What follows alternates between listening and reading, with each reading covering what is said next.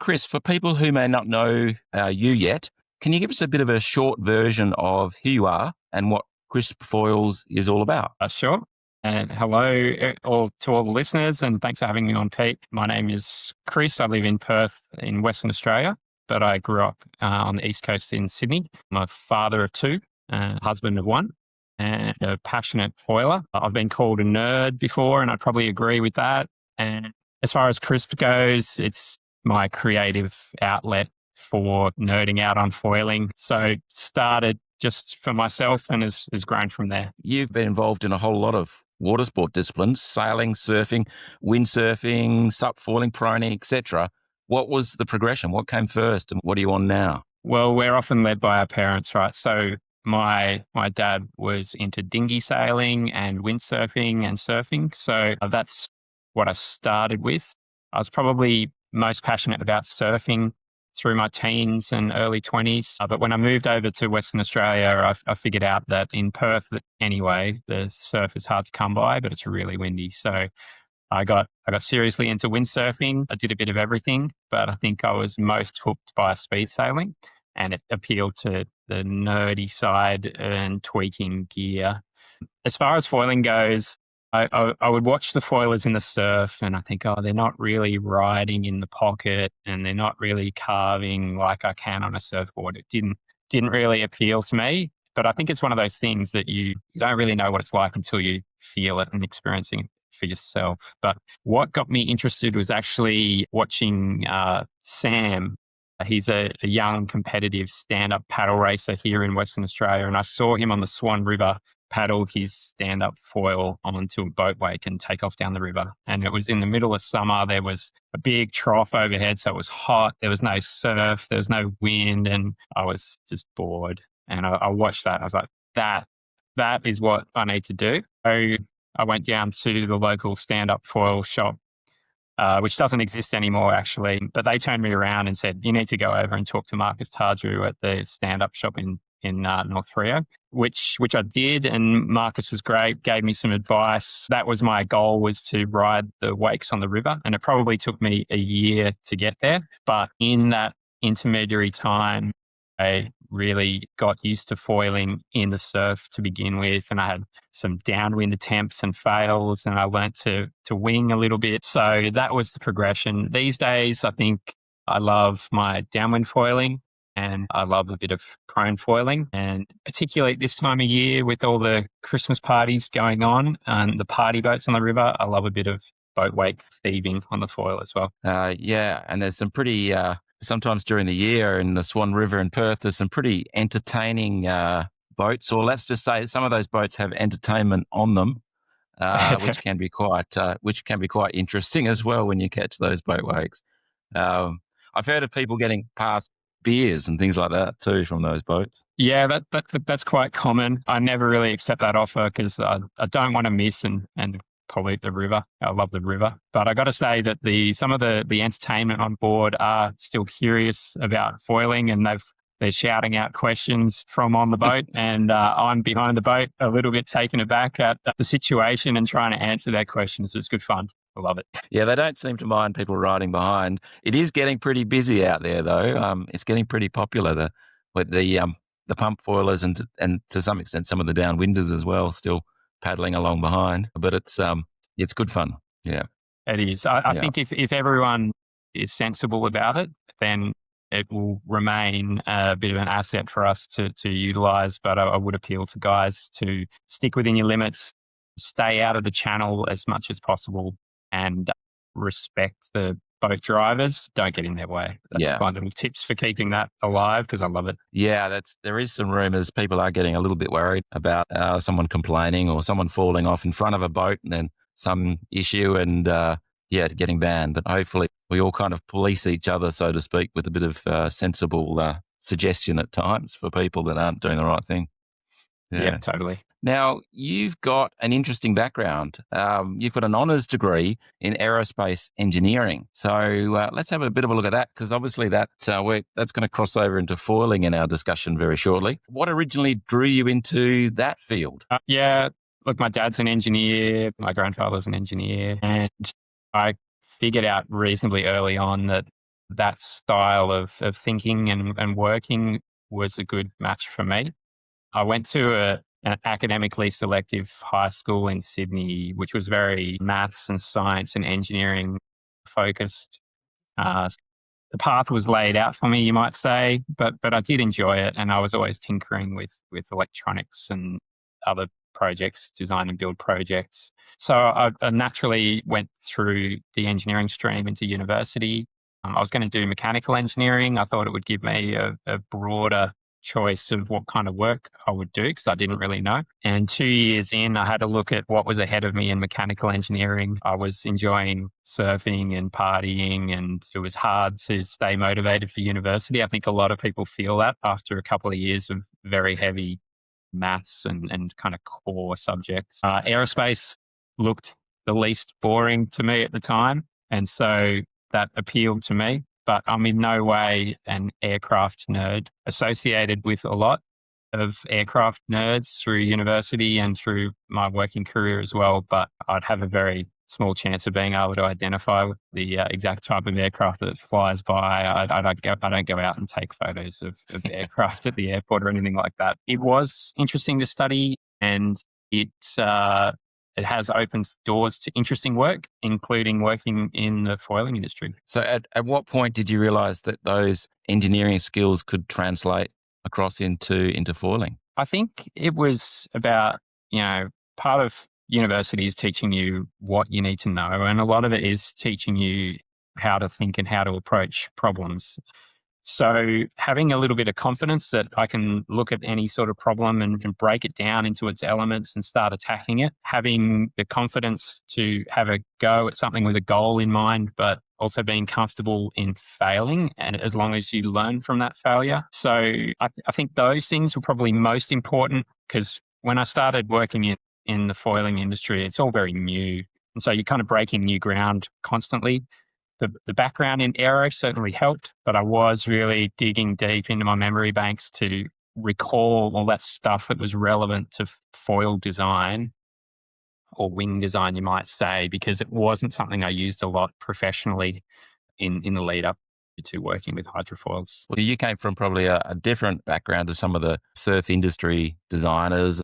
So what sort of maybe disadvantage and advantage do you reckon you had coming into foiling from your background? Look, I think people call me a numbers man. I want to see why something might work on paper or on the computer, rather than just going out and having an intuitive feel for how a design might change to be better. So, look, I think some people do it that way, and all power to them. It's definitely one way of getting to a solution. I feel like it's maybe the harder way, because I'm more comfortable with numbers and computer simulations and design than I am with creating lots and lots of prototypes and trying to interpret what I feel. That's part of it for sure. But I think the advantage that I have over others in this industry is that I do have the background and the abilities to get very, very close to what I'm seeking in a design before I even prototype. So I kind of shortcut the process. I can do that more quickly than guys can build prototypes and interpret their feelings in writing them. So don't get me wrong, I do a bit of both, but I think I can shortcut the process based on my background. Yeah, it is interesting because, I've spoken to quite a few of the kind of the foiling brand representatives and owners and so forth. And there's definitely those that take a very scientific approach. And as you say, there's those that do a lot of prototypes and really do it by feel. And it's not as scientific. It's not that they don't take it into account, but it doesn't figure as strongly as others. So there's a real variation, I think, in the industry in terms of how people approach it. Yeah, I totally agree. And I think as the discipline of foiling matures and we're hunting smaller improvements, then it's really going to come to the front that doing it in a scientific way is going to yield the best results. We've seen foils change so much in the last 5 years, and a lot of that early progression was down to the artisan types, the creative types who were just dreaming and trying. More recently, the changes that we've seen are incremental. They're the small 1% and 2% that come from approaching it scientifically. So I expect to see a bit of a shift in the industry. It will professionalize, but there's always a place for those creative guys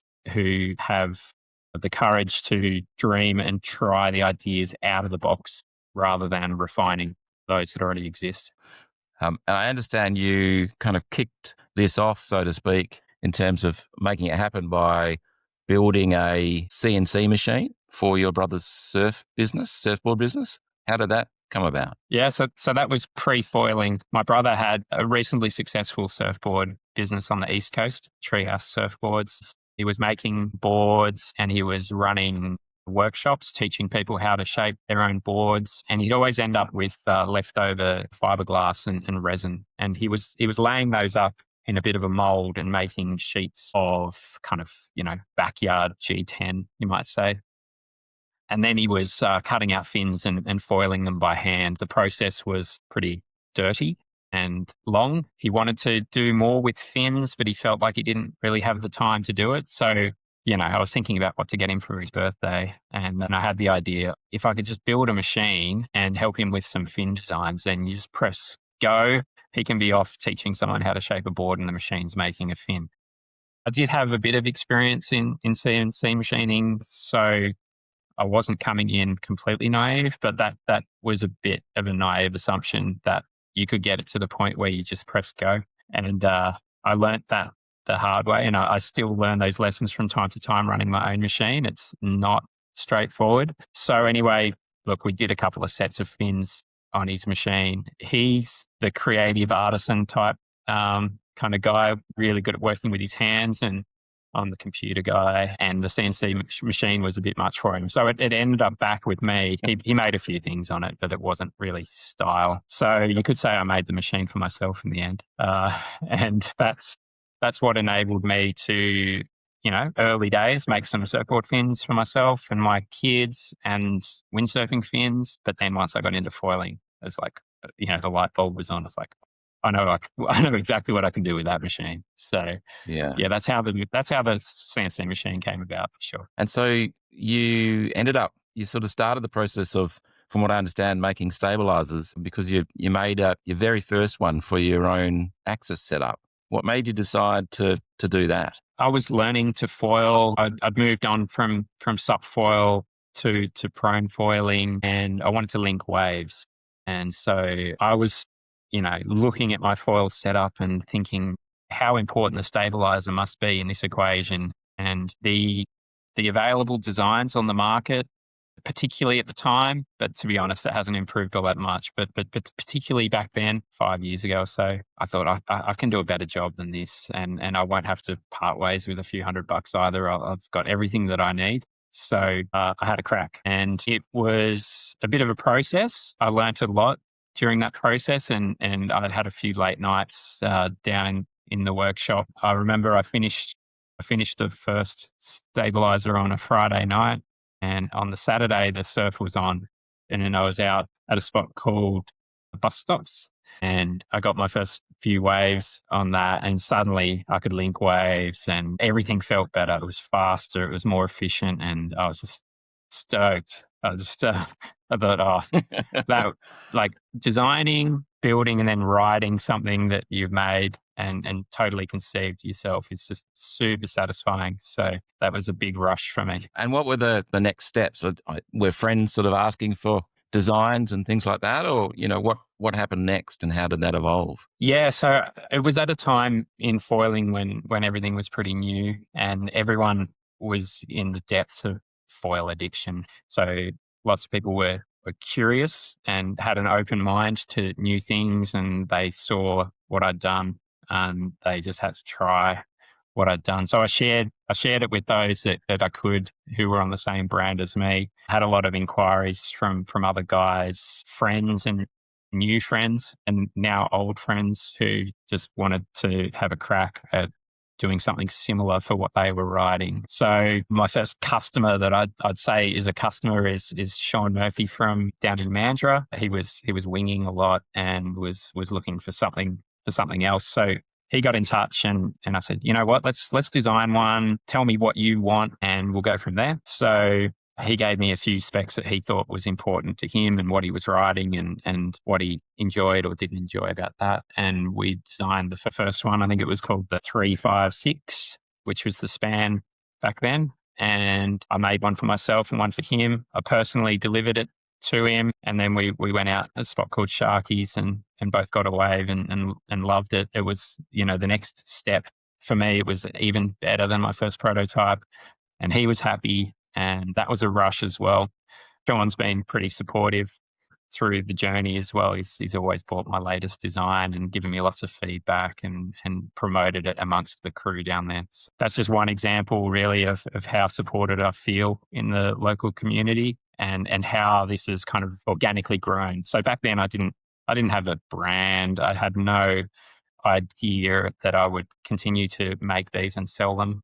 It was really just the first little baby steps. And you've worked with lots of people since then, and one of them is that comes to mind is Oskar Johansson. And you apparently, from what I understand, you sent him a crisp 333. What made you do that, and then what was the outcome of that? Yeah, well, look, most people who've dealt with Oskar know that he's just a nice guy. He's got all the time in the world for the foiling community. I feel sorry for him sometimes. He must get inquiries every day. Oh, what should I buy? But I was starting to put some pictures on Instagram of what I was building for myself and my friends, and he reached out, and I knew who he was. I watched his reviews where he pumps around on foil, and it's just inspirational foiler. So I actually said to him, he expressed some interest in trying one of my stabs. And I said, I'm going to be over your way in a few weeks. You know, can we link up? So I met up with him on the south coast of New South Wales and had a foil with him. I totally cooked it. I just moved to the ART series axis wings, the HAs, and coming off lower aspect wings, I just did not know what I was doing. So I was out there floundering around and he was there with Jeremy Wilmot. And I gave them a prototype each to ride. They were both pretty impressed. My son captured it all on his drone. So there's a little video up on Instagram from years ago. And yeah, look, he got back in touch afterwards. And I said, I want to send one to you because I can see I can get some valuable feedback from you. And I was also thinking, well, maybe this could be a thing. And it'd be great to have a bit of promotion if he did one of these little pumping videos or something like that. I had him riding what I called the 330, which was a surf-oriented tail. I thought that would be more his style. And I had Jeremy on the 333, but Jeremy just was doing laps, on the 333 and linking all these waves. And he said, oh man, I can link way more waves on this than anything that I've been riding on Axis. And that piqued Oscar's interest. So he said, oh, can you actually send me a 333 rather than a 330? And so I did. And I got, a little bit of feedback and a little bit of promotion from him on that when he was riding it. But yeah, then came his world record attempt. And I remember I was up in the northern suburbs of Perth doing a very average downwinder with Shane, and we got in and I looked at my phone and I'd been tagged in a reel from Oskar that he'd just pumped in the surf for 2 hours and 46 minutes. And I was just like, what? That's insane. First of all, that as a feat of foiling, that is crazy. And then secondly, it's like he's done this on what I sent him. That's incredible. So I felt a bit of pride in what I designed, that it enabled him to do that. And that got a bit of international publicity kind of bubbling away for my tails and my little backyard operation. I spoke to Oskar and apparently he didn't really plan to do that necessarily, have a go at that. And one of the reasons why he didn't go any further is because he got thirsty and hungry, I think. It kind of just happened and he just kept going. And then he just decided, well, I'm getting pretty hungry and thirsty here. I don't know how long we're going to keep going with this. And so I got the impression he could have gone even further if he'd had kind of prepared for that. But it's an amazing feat at the time. I think he could have, yeah. I watched back that video and he's in a wetsuit. It's just obviously hadn't thought that he'd be pumping around for that long. He's just sweating in this wetsuit, and you can see that it was probably not his physical ability or his gear that was limiting him, but just that he wasn't as prepared as he could have been. But still, yeah, awesome. Love it. Yeah. And what did that do for the Chris brand? You know, what happened from that? You would have obviously got some publicity. So what did that turn into for you? Yeah, look, I got a lot of inquiries. It kind of sent it a little bit international rather than just kind of Western Australia focused. I think I had a few in Australia on it at that point, but certainly didn't have any inquiries from internationals. But then, I was getting inboxed a lot. Oh, you're the pump stab guy. Is this going to change my pumping? And I had to put the brakes on a little bit for most guys. I'm pretty honest. I don't want to overhype anything. So it's like, look, this isn't going to allow you to pump around in the surf for 2 hours and 46 minutes. That Oscar is special, but it might help. And, this is how we can make it happen. Scott had to get used to accepting international payments and how to ship stuff overseas. And it was painful, to be honest. It's not what I wanted to do. And it's still not my favorite part of running this, but I do love it when the guys do receive it and they get in touch and they've got the feedback. That's what makes it worthwhile. And you've had some pretty key riders out there giving you feedback and using your gear. We've got Zane Westwood, Josh Koo, Tom Carroll, Patrick Israel, Kathy Shipman. What sort of stands out from some of those conversations, and how did they get involved with what you're doing? Yeah, so it was about the same time that I'd sent one to Oscar. That some of those people were curious about it. Zane's a gear tweaker and a creative. He thinks outside the box. He was pretty good early on. Meeting Tom Carroll was a spin out. I guess he'd been talking to Oscar or something, but I actually got to shake his hand and pass it over to him personally, which was cool. And that's gave some legitimacy to what I was doing to my dad and other members of my family who are kind of core surfers and not really understanding what I'm doing in foiling. The fact that I met Tom Carroll. But the takeaway, I think, of getting elite riders and their feedback is you get mixed feedback, right? Some guys are really good at articulating what they feel, some of them not so good. And the other thing is these guys are very talented athletes. If it's foiling or any other sport that they want to do, they're probably going to do it quite well. And they're probably going to make almost anything work.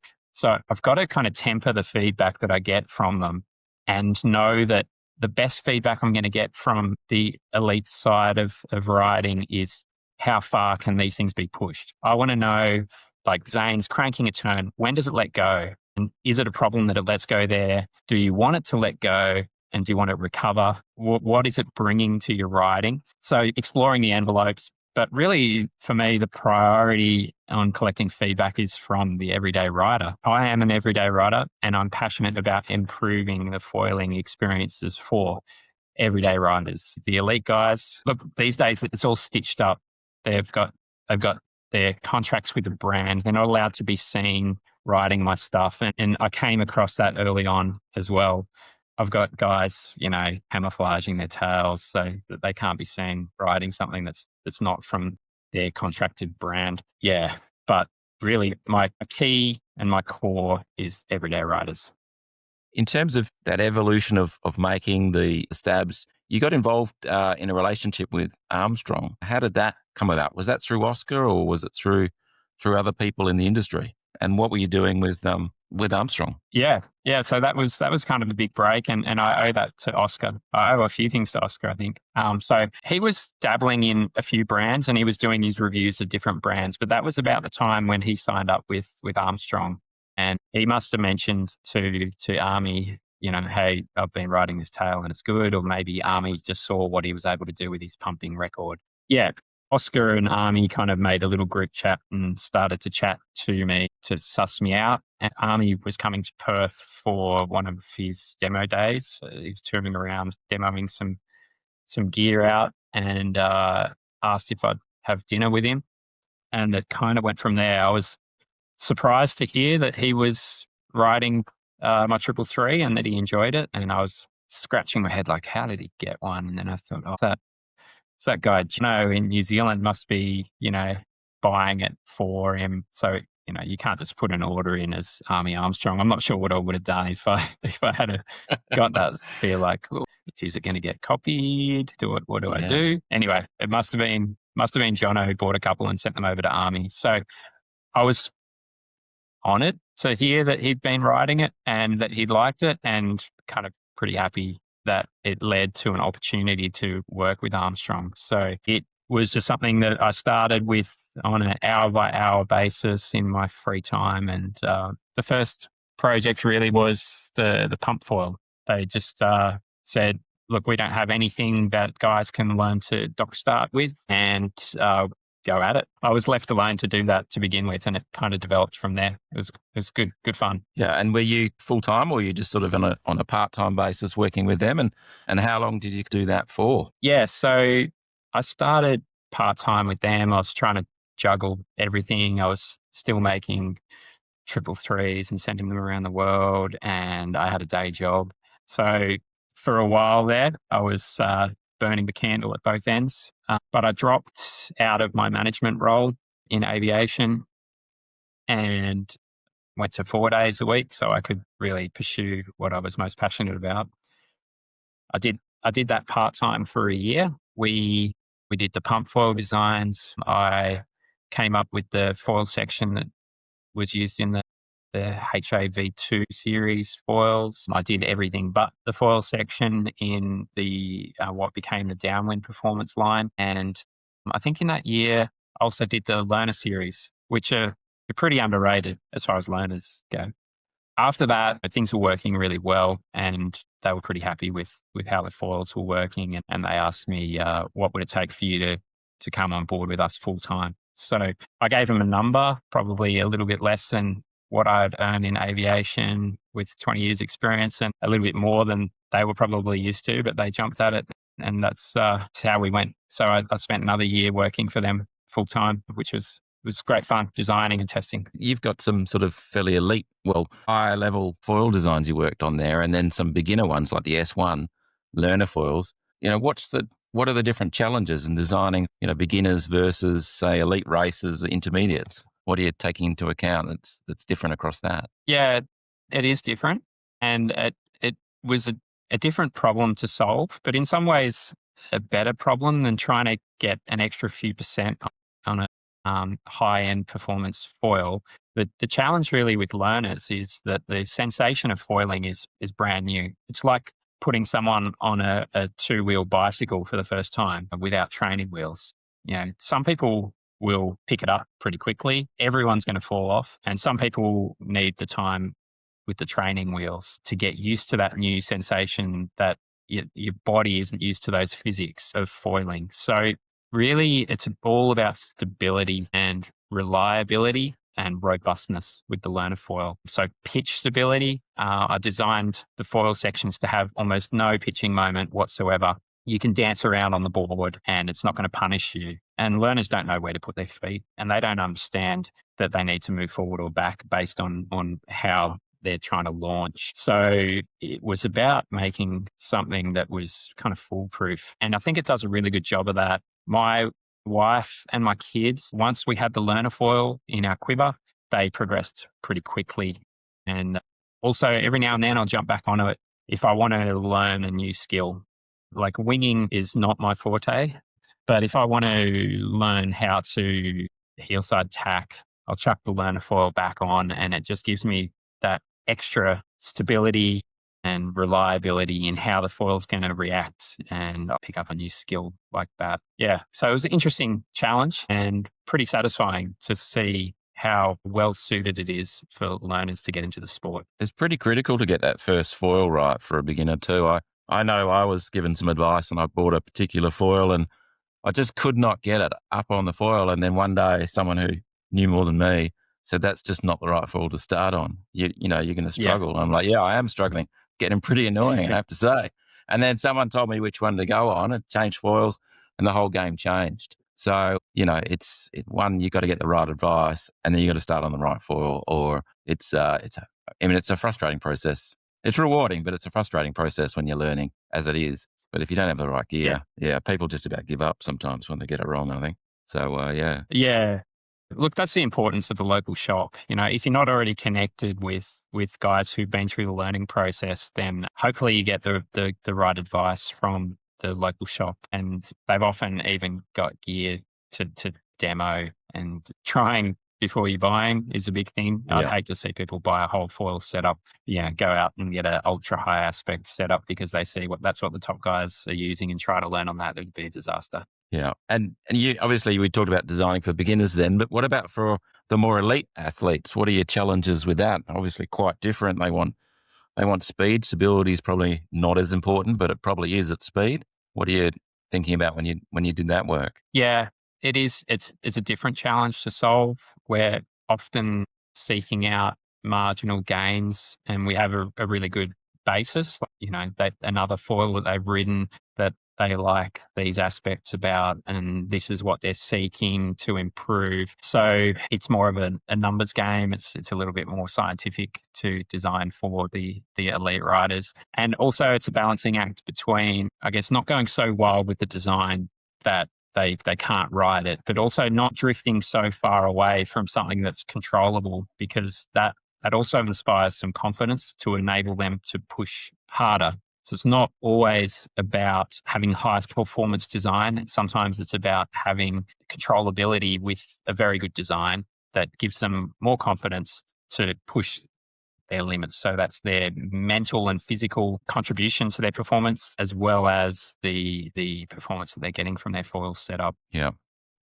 And I suppose it's just getting that balance right for everyone, depending on what they want out of it. In terms of brands, I was here. You also did some work with Code. What was involved with working with Marcus and Dan at Code? Yeah, it was a little bit before Armstrong. Most of the foiling community know each other here in Perth. So obviously I'd met Marcus early on when I decided that I wanted to learn to foil. And then he was a bit of a downwind idol. So I'd always keep tabs on what he was up to and listen for the little pearls of wisdom from him. I'm not sure I'd met Dan before, but they'd obviously got together and started thinking about starting their brand. And how I was involved with them, I think I cut their first stabilizer prototype, just a kind of a custom job that I did for them. And then once they kind of went all in with Code, they went and bought their own CNC machine to cut their own prototypes. So they asked for some help in getting that set up, what cutters to use, speeds and feeds, programming the machine. They're both really clever guys. So it wasn't so much about them not being able to do it without me. It was about just shortcutting the process. So I was able to pass over what I'd learned in the last kind of couple of years leading up to that to make it quicker for them to get up to speed to cut their own protos. And I did that in exchange for some downwind lessons from Marcus. And he also hooked me up with James Casey. So I got to go on one of the sessions with James Casey as well. So they really wanted to cut prototypes, and I really wanted to crack this downwind thing. So it was a perfect match. There's nothing wrong with the barter system. It's a pretty good system when used right, I think, as well. Yeah. That's right. Your journey through this process has enabled you to do a bit of traveling within the foiling industry as well. You've gone to Hood River, you've been to China, you've been to New Zealand and a few other places. What sort of trips have stood out for you in your foiling journey? Yeah, I've been fortunate to be able to travel around a bit with Armstrong when I was working for them. I think of those, the standouts were probably Hood River and China for very different reasons. Hood River, as a windsurfer, I'd always seen clips from there and wanted to get there and see it for myself. I didn't go windsurfing when I was there, but because I'm just too foil brained. But that was cool. It's an amazing setup. It's a really cool town. The town is kind of built around water sports, so lots of like-minded people there. Very friendly guys. I met some guys like Kevin McHugh, Trey and Walker Hendricks and TJ from Big Winds. Just kind of really, really nice guys and helpful and sharing their local resource, which is a really amazing place. So I think if you had the resources to do so and you wanted to learn to downwind, you could get the whole process done in about a week in Hood River. It's just so perfect for it. And then China is somewhere, I think it was a good trip because it's somewhere that I probably wouldn't have taken myself to.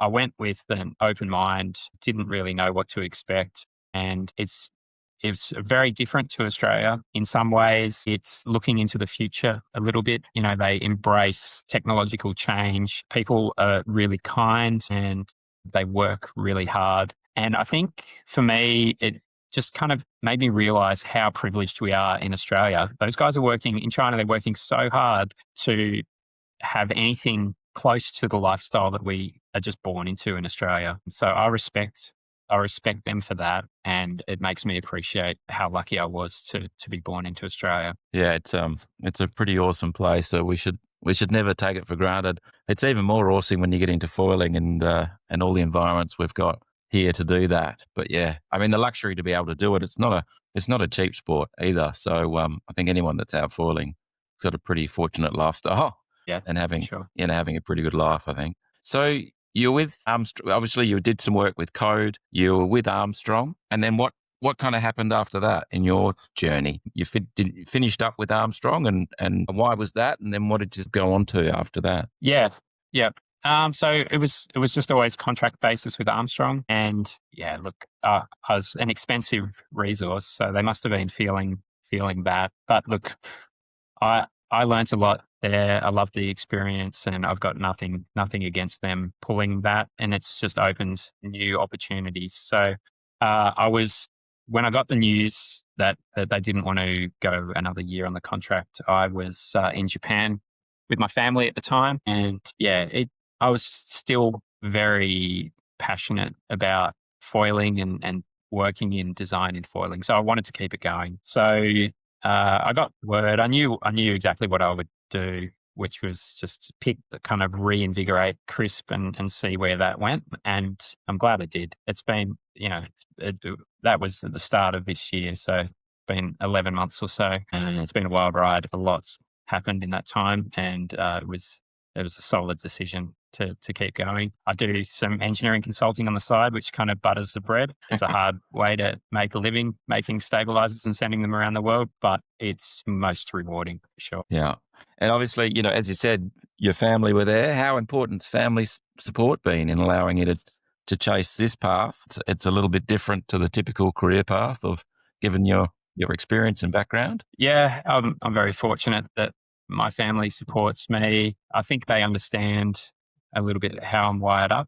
And I'm sure there's other guys out there who are a bit like this. We need our water time to be the best person that we can be in life. If we work too much, we tend to be kind of short tempered and not great to be around. So I think Jammer and the kids have always understood that about me, and they've always allowed me to prioritize that. So I'm fortunate in that way. And then as far as career wise goes, I spent a long time working really hard, and we've benefited from that. So the timing was right for me to take a few risks and pursue something that I was passionate about.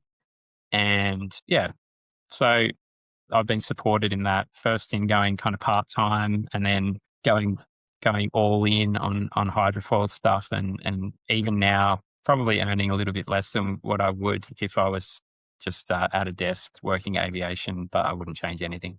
It's a bit of a step to go out on your own and do something like that. I always tell people it's got higher highs and lower lows. You hang for the higher highs, I think, but there is the lower lows. Either that or it's can be a bit of a flatline experience if you're kind of getting tired of a traditional career path. But I think I'd rather have the higher highs and lower lows. But depends when you ask me, I think, on Yeah. that one. Oh, Yeah. and the flexibility to not feel, not balance guilt between time at work and time with your family. If there's something going on with the family, then you can be there. Yeah, it's not always. Yeah, I was living in this state of constant guilt, like, "Oh, I should be working on this. I should be putting in extra hours to get this project done, or I missed my kid's school assembly or whatever." So working for Yeah. yourself does give the flexibility that you can kind of do it all. And if you need to work odd hours, then you just do it. It's fine. Yeah. And so when you came back from that trip to Japan and had that thought about really doubling down and focusing on crisp, where did you go to from there? What did you focus on and start producing? Yeah, well, I think an epiphany came while I was in Japan, and we were there surfing and foiling and snowboarding and touring around, and the feeling of snowboarding in good conditions in powder is just kind of peak human experience for me anyway. I feel like subconsciously we're chasing this gliding feeling, the feeling of moving without effort, where gravity is not necessarily against us and bogging us down all the time.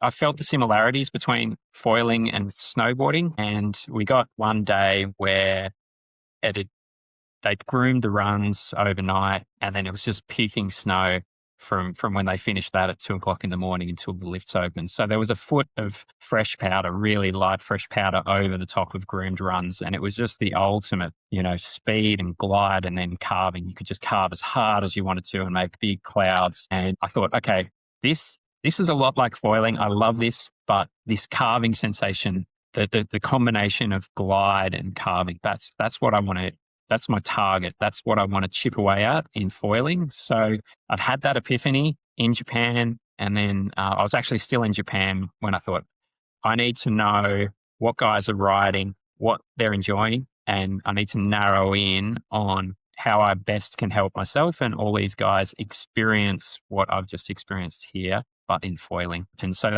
that's what the survey that came out in January had a really good response. People all around the world kind of just for nothing other than helping me. I was really grateful, and it revealed lots of similarities in what people enjoyed riding, and that helped me narrow in on what I need to design to try and deliver this effect for myself and for others. And why? I mean, probably should have asked this earlier, but why focus on stabs? Why not, produce whole foil sets? And what is the role that stab plays that kind of is important in the foil mix? I think it's underrated, the impact that a stabilizer change can have on your setup. That I don't know what causes it, but we get a lot of pressure on social media and in marketing to change our front foils. I suspect it's because, the process in making a front foil and a stabilizer is pretty similar. They'd probably make a better margin out of the front foils. My time working with Armstrong, a lot of the focus is on the front foils. They can't afford to kind of commit at the same amount of time to what goes into a stabilizer, but working for myself, I can. And I think bang for buck, it's the best improvement that you can make to your foil setup is changing up your stabilizer. And I see it on the computer when I run the analysis that it does have a measurable impact on the performance of the foil. And I don't think people give that enough credit. Yeah. And you've got, what is it, the Flex? Is that the first kind of edition of the crisp foils that you've produced? Yes. Soon after I got back from Japan, I'd cut, actually I've got it here, give you a look. I'd cut a very high aspect stabilizer from G10 and not ridden it. Okay. And the reason was it came off the machine. It was so thin and so flexy. I just wrote it off. I'm like, no, it's not going to work. But then I was exploring my thoughts on how to improve carving and maintain efficiency. And I thought flex might have something to do with it. So I picked up this old stabilizer, like check this out. That's Flex. It's not meant to be ridden. It's crazy amount of flex. And I was doing some downwind laps with some guys here in Perth and just done a run. Conditions were pretty good. And I thought, there's an opportunity here to test this. I had it in the back of the car. So I bolted it on. And yeah, my eyes were opened. I was just carving around and having the best time, hooting myself. It was too flexy. It is too flexy, but it's really the moment when I thought there's something to this. And this is the idea that I need to pursue. And so from there, I started to think about what is good flex, what is bad flex, and kind of came to the fact that if it flexes from the middle, it's going to feel pretty awful. If the flex is out near the tip, then it does give you that feeling. And I started to do my designs based around that. So yeah, the Flex 130 was the first one to get through my prototyping phase and get released. I prototyped the larger size at the same time, but I wasn't super happy with it and had a few goes at that one. But that's now released as well. And following on, I'm working on something a little bit smaller, which is getting close. But those numbers might sound small to some guys who are used to riding 180, 200 area stabilizers. But I think that's a common misconception. I think you can go smaller than you think. And it is probably the easiest upgrade that you can make to your setup is to go with a smaller stabilizer and get it tuned in right, whether that's a crisp flex or any others. So just encourage people to downsize their stab and tune it in and embrace that new feeling, because it will give you a better ride. It's about the ride when you're up, or does it have some impact on, getting up on the foil, or where does it, Yeah, you feel it most? I think besides foot pressure, and that's where tuning kind of comes in, besides having enough foot pressure, the stabilizer doesn't have a lot of impact on launching or getting up. So that's relevant for wingers who are launching, or para wingers, or guys paddling up on bumps or in the flat. The stabilizer doesn't help so much as long as you've got the right sort of foot pressure. Where the stabilizers start to have a larger impact, or I might say then that just carrying smaller volume of stabilizer is going to enhance those things generally, provided you've got enough foot pressure on your front foot. The impact of the stabilizer is felt more so around the speeds that you operate between your minimum sink speed, your maximum glide speed, and your top speed. That's where the biggest impact is. Is the flex something that benefits a beginner, intermediate, or advanced? Where does it sit? What sort of person should be looking at getting a flex, and what ideally would they be using it for? Yeah, it's more for the intermediate and advanced. Not that a Yeah. beginner couldn't use it, depending on their size, their height, and their weight. Typically, beginners will run a larger stabilizer because it does have a profound impact on the stability, the pitch stability of the setup. But it's kind of like putting a kid who's learning to ride a bike on a dual suspension mountain bike. It'll work for them, and they might grow into it, but they're not going to really feel the benefit of that extra fancy piece of kit until they're at a level where it will deliver benefit for them. Yeah. Okay. Yeah. So that the intermediate to advanced is people that can really feel what the foil's doing, and then they're trying to tweaking it and trying to make something work better for what they want to do, essentially. Yeah. Yeah. I'm in that space of trying to get more out of less. The guys who want that extra little bit of performance, that something different, spice up the way that they ride. That's the area that I operate in, because that's where I'm at. And I see a lot of other guys in that space, and it enhances what is already a very enjoyable sport. Just gives you that little bit extra, the cherry on top. In producing these foils, I understand you still manually finish every foil. Why is that important to you? Yeah, I've had mixed results from. So I do some myself, and I have a relationship with a factory, and I've had mixed results of getting them to finish the stabilizers, and I feel like it's too important to leave it to chance. I also see in the industry, guys will receive tails that hum and make noise, and it's just preventable. So I think it's important enough that I take the time to do that, to hand finish each one, the surface finish, a special coating, and the trailing edge. And 99% of the time, guys will bolt it on and they won't have to deal with that. It'd be pretty disappointing for people to put their brand new stabilizer on and go out and it screams at them. And so what causes that? Why do some sort of hum, whistle, and some are silent? What's the issue? Most of the time, it's the trailing edge and the way that it's finished. Let's grab a prop. Not sure how well this will come up, but look, we've got a high pressure side. I'm going to put this up this way, right? It's a stabilizer. So the foil section's actually upside down. So we've got a high pressure side, which is the flatter side of the stabilizer, and a low pressure side, which is the curved side. The flow that is being experienced by the stabilizer and the rider at the leading edge is uniform, and then it diverges. So I've got a little video on the Instagram if anyone really wants to nerd out on the mechanics of how this works. And it's an analogy with a highway with lots of lanes and the ability for cars to change into those lanes. So on the high pressure side of the foil, there's a bit of a log jam. Everyone's got their brakes on. We've got slower flow. On the curb side, the low pressure side of the airfoil, the lanes opening up and the cars can change into new lanes and accelerate.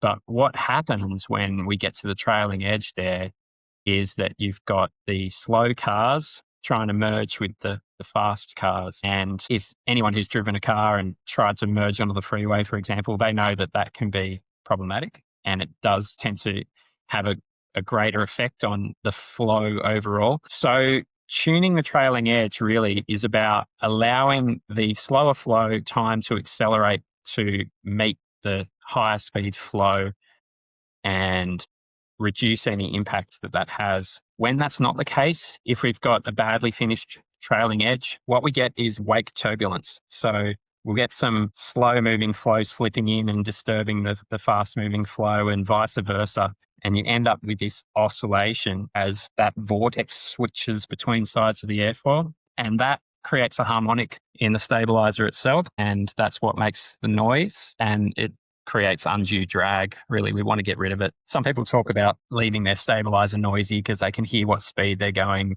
Don't do it. Just sort it out properly, and you'll end up with the most efficient possible solution. And obviously, people are now probably thinking, well, what should I be doing with my stabilizers that are making noise? Probably get a flex. But the alternative is to actually try and do some refining. What sort of grit should people use, and what should they avoid doing or using to fix this problem on their own stabilizers?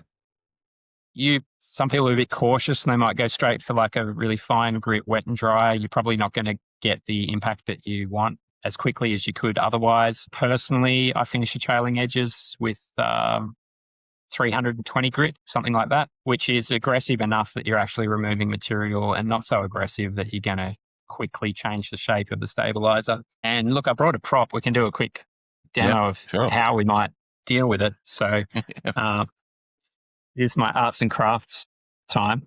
Welcome to Play School. So we've got our airfoil section here. It's upside down because it's a stabilizer. And we just mentioned before that we want to allow the slow flow on the high pressure side time to accelerate to meet the fastest flow. So high pressure side, slow flow, low pressure side, fast flow. So we're really attacking this corner here. And the way to go about it is with some sandpaper on a block, something firm like a piece of timber. First up, we want to square off the trailing edge here, and that resets the stabilizer. Some brands who won't be named here actually finish their trailing edge on what I would consider the wrong side. And we won't go into that, but you can try to restore their trailing edge and you might have some success. But I would recommend resetting the stabilizer with square edge. And then with the sanding block, the first pass will be at 45 degrees. Okay, so I'm going to take my sanding block and we got a 45-degree pass like this. And then we just go about bisecting the angle. So we've got a point here, which I'm going to attack, and a point up here, which I'm going to attack. Okay, you see this is starting to approximate curve. And we do that over and over, moving backwards and forwards. And we end up with something like that. This is a bit exaggerated, of course. I wanted a nice trailing edge so you could actually see what I was doing. But we've got our slow moving flow here and talking about the highway analogy, having lanes to change into and accelerate. Once I get to this point, there's free lanes for those molecules to change into and accelerate. And by the time they meet that faster moving flow on the low pressure side of the foil, they're going a little bit faster. And that creates some stability in the vortex that's being shed off the trailing edge and stops that kind of oscillation between the two sides.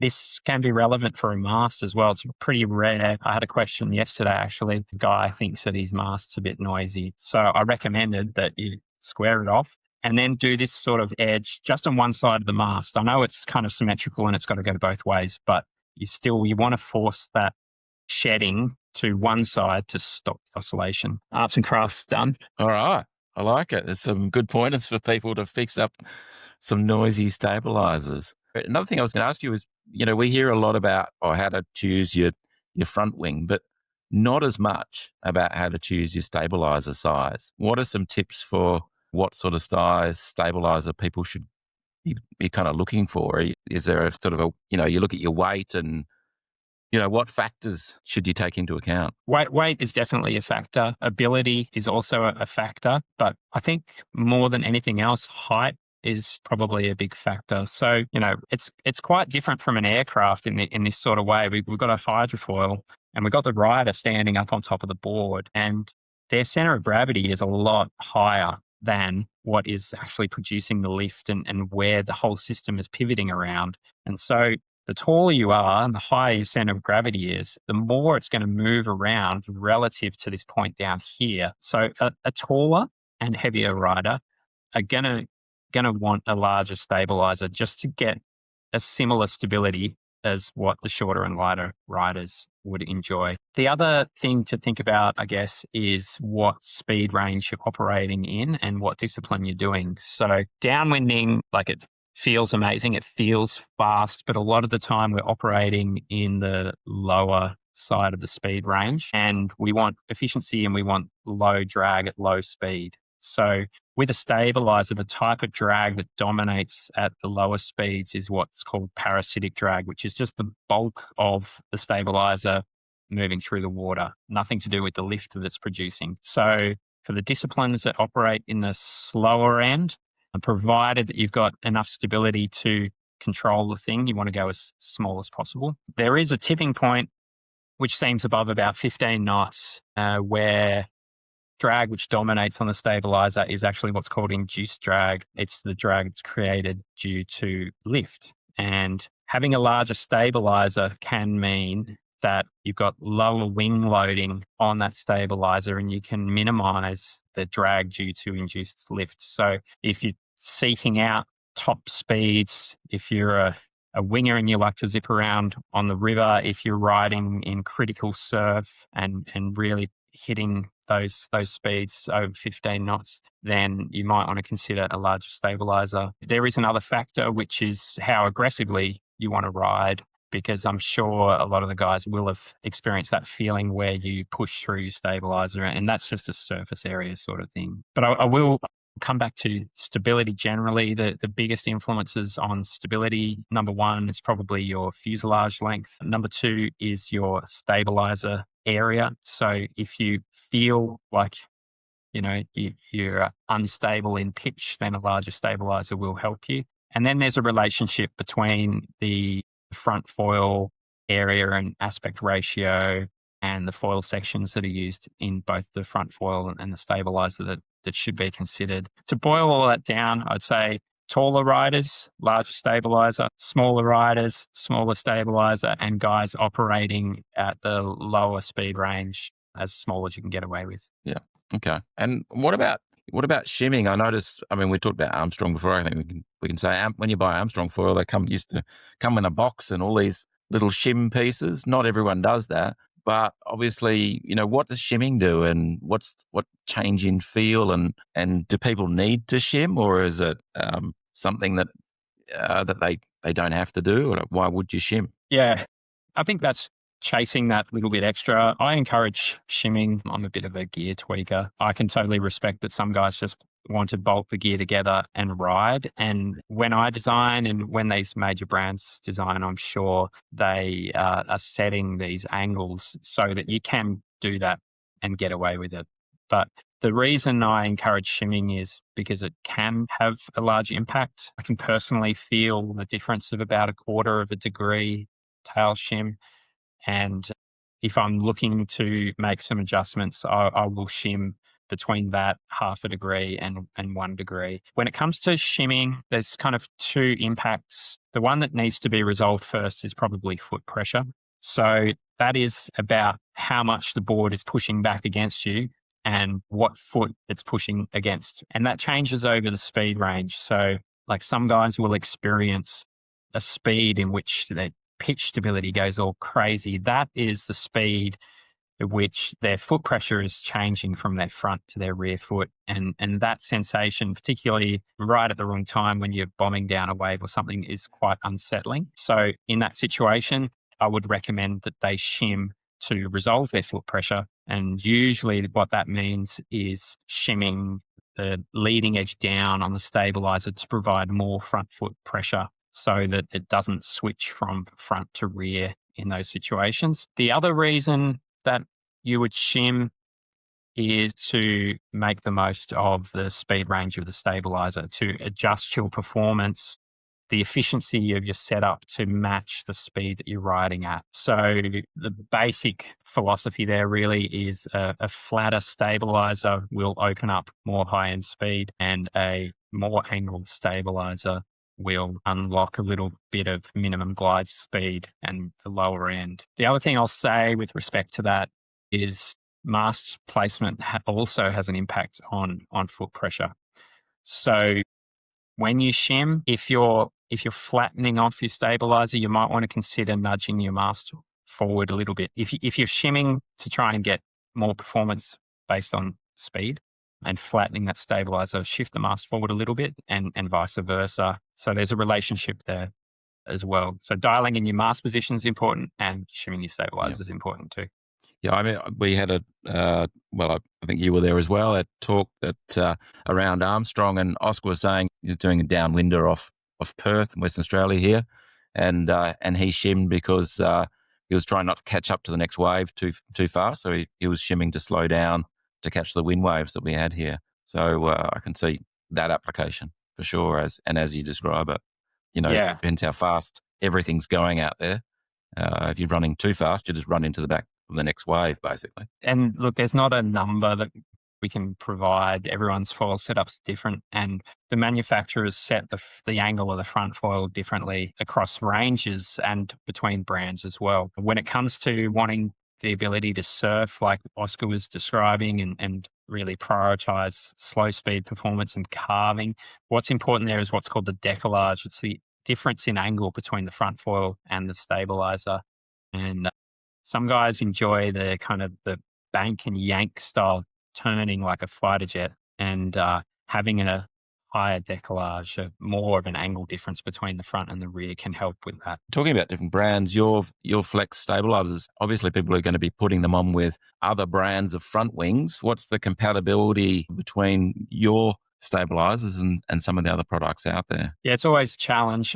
I want to make them available to as many people as possible, and all the brands are different, well, most of them anyway. Some brands are quite consistent, and they use the flat bottom mount with 30 mil screw spacing, and those are easy to hit. Armstrong's in a field of its own. No one else has the threads in the stabilizer, and probably for good reason. But as far as the compatibility that I can offer now, can cover Armstrong, unifoil, AFS, F1, lift foils with a tail adapter, Axis. I've just done some protos for North, actually. So I'm not sure whether I'll go into production or not, but if there's any North riders who are keen, get in touch. It'll tip me over.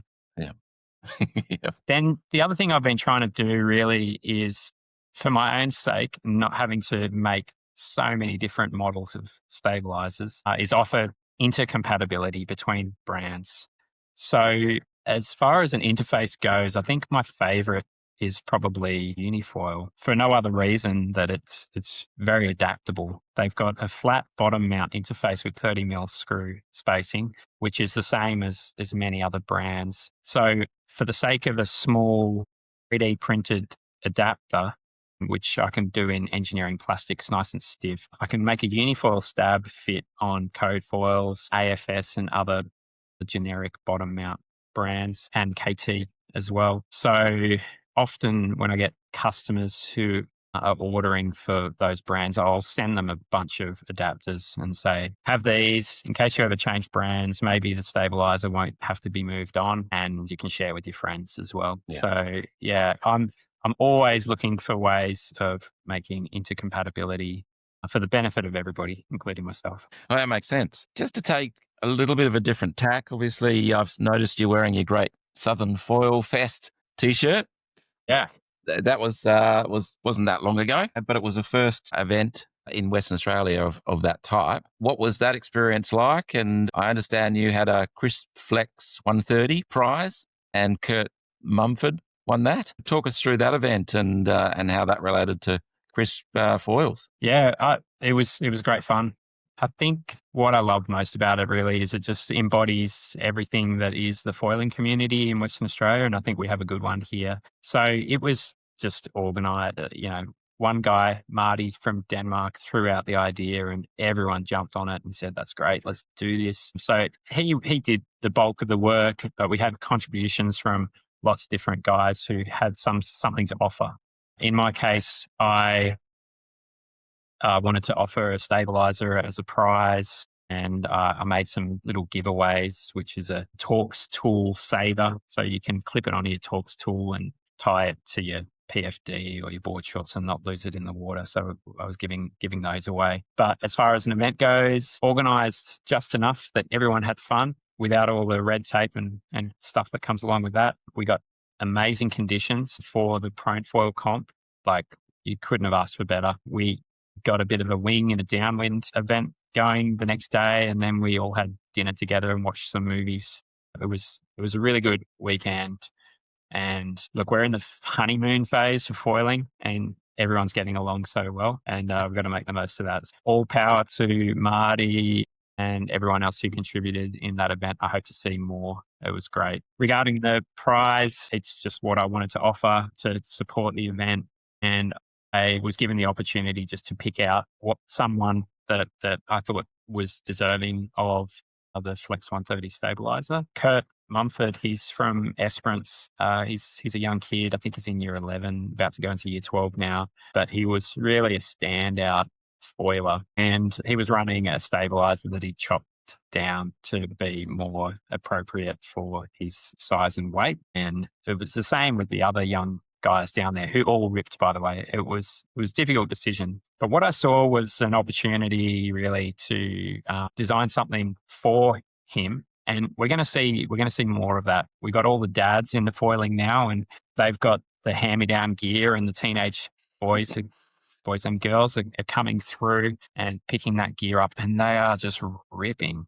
Like, it's scary how quickly teenagers and kids can pick up things. So I just wanted to have some fun with that. So I've made a prototype, and that's with Kurt at the moment, and we're getting some feedback. I've ridden it as well, and I think there's some promise there. But hopefully I've got a model of Flex Stab that is appropriate for lightweights. And that's what I get out of this. And he gets to be involved in the process, which I think he's enjoying. And he's got a Flex 130 at the moment that he's riding from time to time. That's how that came about. Cool. And talking of prototypes, one of the other things I was going to ask about was you've got a collaboration with Treehouse Surfboards, making it a downwind board that's a bit different to what's already on the market. Can you talk through what's happening there and what your approach is with that one? Yes, Treehouse, I mentioned before, is my brother and his surfboard labels. Oh, right. This was his first foil board, and yeah, it's behind me here. It's certainly not for everyone, and whether it goes anywhere, I'm not sure. But it was a bit of a spark of an idea and an opportunity that I wanted to see through. So my brother Dave is a very talented surfboard designer and builder, and I had a few ideas of my own, and we got together and collaborated on this design. The concept really was that I love downwinding, but I love surfing downwind as opposed to going as fast as you can in a straight line. I want to carve turns. I want to ride waves when there are no waves, which is Perth summer. So I wanted it short. I wanted it as little volume as I could get away with, and I wanted to put foot straps on it. And being short and low volume meant that it still had to move efficiently through the water, or I was never going to launch this thing. So we put a few smarts in that. I drew inspiration from some sections that I'd been looking at for what I might use in a mast.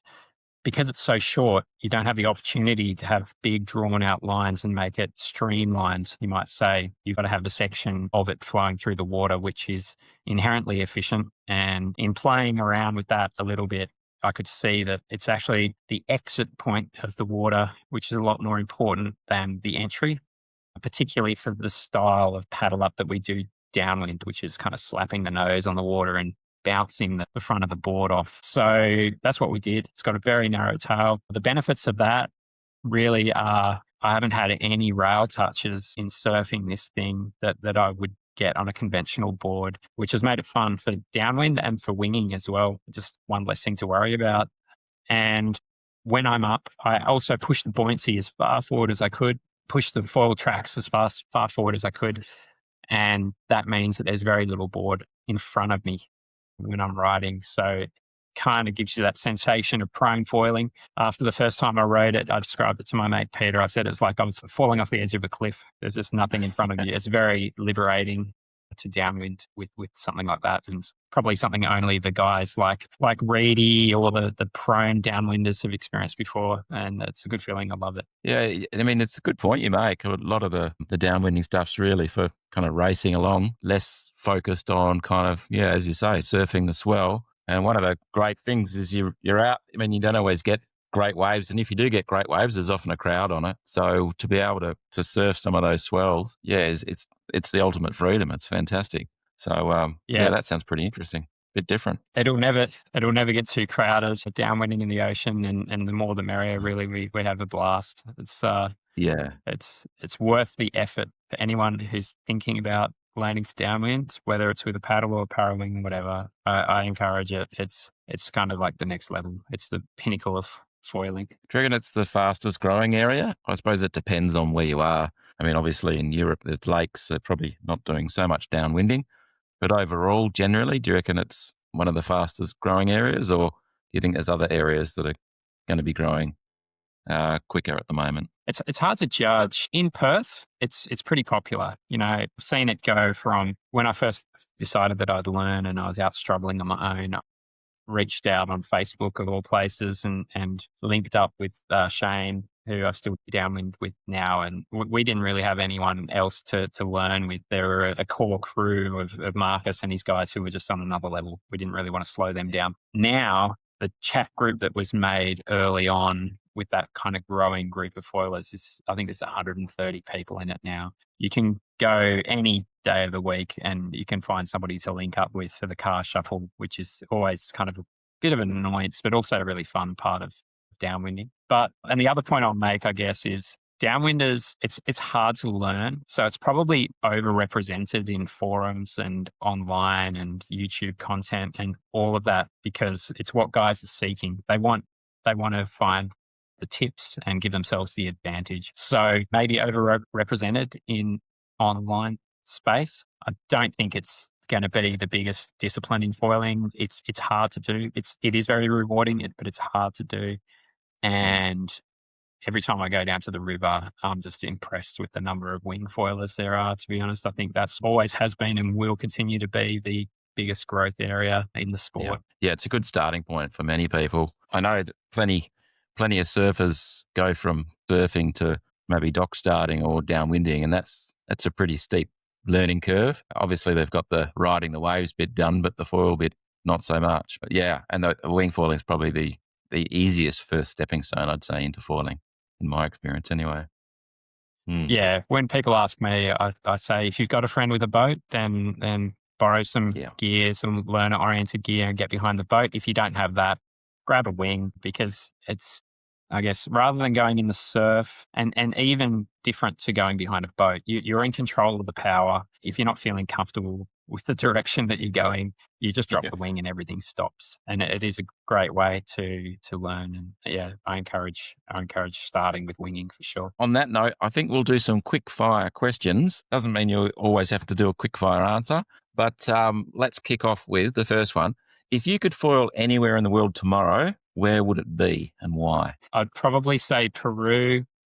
Those breaks at Pacasmayo and Chicama, they look really amazing, and it's really hard to get to. So if I could magic myself to Peru without 30 hours plus of traveling, then that'd be where I'd go tomorrow. Yeah. And what's the most underrated skill a foil rider should practice? I'd say mast height control. And the reason I say that is that the dynamics of the foil and the efficiency that you can tap into when you're high in the water column are phenomenal. And when you watch riders like Oskar and Kane de Wilde, you can see that that's possibly their biggest advantage is their ability to maintain that foil just under the surface of the water and get the efficiency gain that comes with that. I might expand on that a little bit and just say also knowing when you need to get that depth, because no one wants to turn and do a flat breach with their mast almost all the way out of the water. Yeah. What's the most rewarding thing about foiling for you? I'd have to say like the physical and emotional benefits of connecting with like-minded people and staying physically fit. Yeah, that's been kind of life-changing. I got into this possibly on the verge of a midlife crisis. So was doing silly things like trying to learn to loop my windsurfer, which had mixed results.